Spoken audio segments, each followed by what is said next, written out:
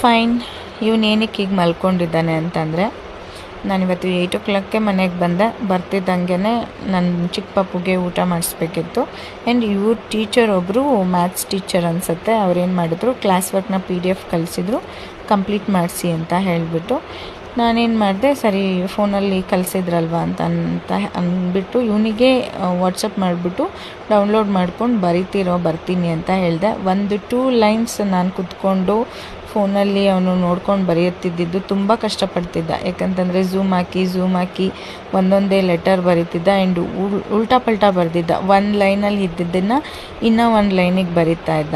ನನಗೆ ಕೋಪ ಬಂದು ಆ ಪೇಜ್ನ ಅರ್ಧ ಹಾಕಿ ಮತ್ತು ಇನ್ನೂ ಒಂದು ಹತ್ರ ನಾನೇ ಹೇಳ್ತೀನಿ ಬರ್ಕೊಂಡು ಹೋಗು ಅಂತ ಬರೆಸ್ತಿದ್ದೆ. ಗ್ಯಾಪಲ್ಲಿ ನನ್ನ ಚಿಕ್ಕ ಪಾಪುಗೆ ಊಟ ಮಾಡಿಸಿ ಬರಿತಾ ಇರು ಅಂತ ಅವ್ನಿಗೆ ಅದನ್ನು ಗೈಡ್ ಮಾಡಿಬಿಟ್ಟು ಬಂದಿದ್ದೆ. ಅವನಿಗೆ ಊಟ ಮಾಡಿ ಬರೋಷ್ಟರಲ್ಲಿ ಈ ಥರ ಬಿತ್ಕೊಂಡಿದ್ದ.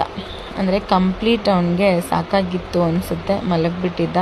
ನಾನು ಟೀಚರ್ಗೆ ಹೇಳ್ತಿರೋದಿಷ್ಟೇ, ದಯವಿಟ್ಟು ಈ ಥರ PDF-ನಾಗಲಿ ಅಥವಾ ಇನ್ನೊಂದಾಗಲಿ ಫೋನ್ಗೆ ಅಂದರೆ ಮೊಬೈಲ್ಗೆ ಕಳಿಸೋದನ್ನು ಸ್ಟಾಪ್ ಮಾಡಿ. ಮೊಬೈಲ್ನ ನೋಡಿಕೊಂಡು ಅವ್ರಿಗೆ ಬರೆಯೋದು ಸಿಕ್ಕಾಪಟ್ಟೆ ಕಷ್ಟ ಆಗುತ್ತೆ.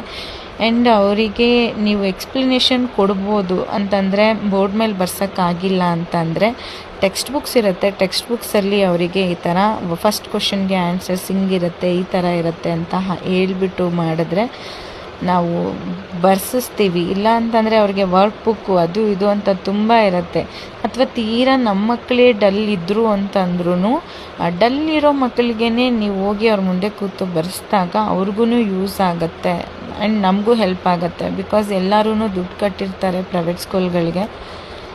ಇದನ್ನು ದಯವಿಟ್ಟು ಅವಾಯ್ಡ್ ಮಾಡಿ. ಆ್ಯಂಡ್ ಮಕ್ಕಳು ಕೂಡ ಇದರಿಂದ ಏನೂ ಕಲಿಯಲ್ಲ, ಬರೀ ಬುಕ್ಸ್ನ ನೋಡ್ಕೊಂಡಿರ್ತಾರೆ ಅಷ್ಟೇ. ಫೈನಲಿ ಇವನಿಗೆ ನಾನು ಊಟ ಆದಮೇಲೆ ದೃಷ್ಟಿ ಬೇರೆ ತೆಗಿ ಅಂತಂದ. ದೃಷ್ಟಿ ತೆಗಿಯೋಷ್ಟರಲ್ಲಿ ಸಿಕ್ಕಾಪಟ್ಟೆ ಬೇಜಾರಾಗಿಬಿಟ್ಟಿತ್ತು.